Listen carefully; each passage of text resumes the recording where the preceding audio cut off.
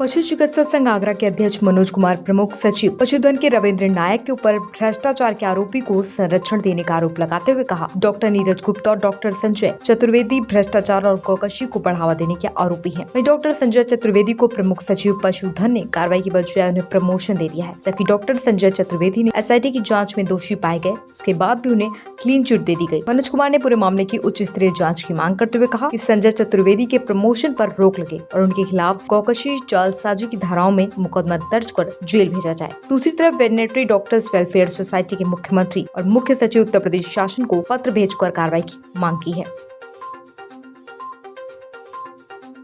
Press वार्ता में का करने का उपलक्ष्य ये था कि भ्रष्टाचार और चोरी करने वाले को प्रमुख सचिव महोदय ने इनाम दिया गया था। जो जिसको इनाम मिला वो इनाम लेने वाले थे श्री डॉक्टर नीरज गुप्ता, जिनको CEO UPLDP में एक्सटेंशन देकर इनाम दिया गया था। आज का मुद्दा ये है कि हमारे माननीय मुख्यमंत्री जी, जिनकी सरकार सिर्फ इस मुद्दे पर बनी है कि शासन, अनुशासन, स्वच्छ शासन और गोकशी रोकने के ऊपर, माननीय मुख्यमंत्री जी की गोकशी की नीति को खुला चैलेंज हमारे प्रमुख सचिव के रविंद्र नायक जी दे रहे हैं। 2017-18 में विदेश जाने वाले गाय के मीट को पकड़ा गया था। फोरेंसिक लैब में साबित हुआ कि गाय का मीट है। उस मीट के साथ जो कागज जा रहे थे वो भैंस के मीट के जा रहे थे। मुख्यमंत्री जी ने एक SIT गठित की। SIT का चीफ जो है DIG साहब को बनाया गया। DIG साहब जिनका कागज ये है, DIG साहब जिनका कार्यालय गोमती नगर में है, इन्होंने शासन को से एक दस्तावेज मांगे। 19 में शासन ने दस्तावेज दिए विभाग ने हमारे। उस दस्तावेज के आधार पर, लैब रिपोर्ट के आधार पर, पुलिस की जांच रिपोर्ट के आधार पर DIG साहब ने कहा कि गाय के मीट की तस्करी हो रही थी और गाय के मीट की तस्करी में पशुपालन विभाग का अधिकारी लिप्त है। प्रमुख सचिव महोदय ने माननीय मुख्यमंत्री जी की जांच के द्वारा गठित जांच समिति की रिपोर्ट को नहीं माना, उसको डस्टबिन में डालते हुए एक कनिष्ठ अधिकारी छोटे अधिकारी से पुनः जांच करा दी।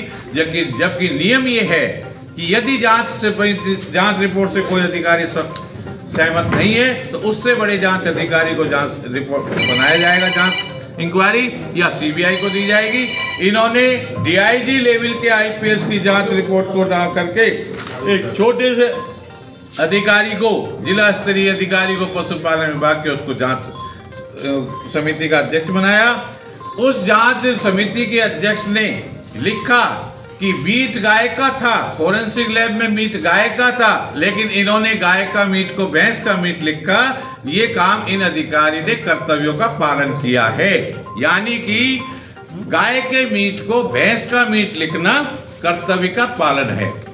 इस क्लीन चिट को हमारे प्रमुख सचिव के सामने जब गई, उन्होंने कहा भाई वाह, गाय के मीट को भैंस का मीट लिखना कर्तव्य पालन और क्लीन चिट आ गई। तो उन्होंने क्या किया, तुरंत उनको प्रमोशन दे दिया। सीधा मतलब ये है कि आरोपी वो नहीं है जो गाय के मीट को भैंस का मीट लिख रहा था। मुख्य आरोपी वो है जो गाय के मीट को भैंस का मीट लिखकर तस्करी करा रहा था। उस तस्करी कराने वाले को इनाम दिया जा रहा है और इनाम के रूप में प्रमोशन दिया जा रहा है। मुख्य आरोपी श्री के रविंद्र नायक जी हैं।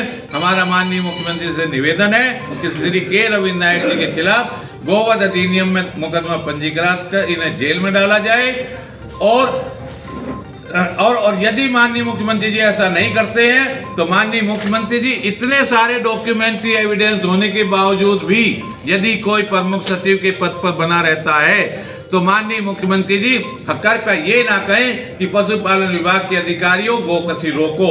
अगर हमारा चीफ गोकशी कराएगा, हमारा चीफ गोकशी के आरोपियों को प्रमोशन देगा तो माननीय मुख्यमंत्री जी हम कैसे गोकशी रोक देंगे।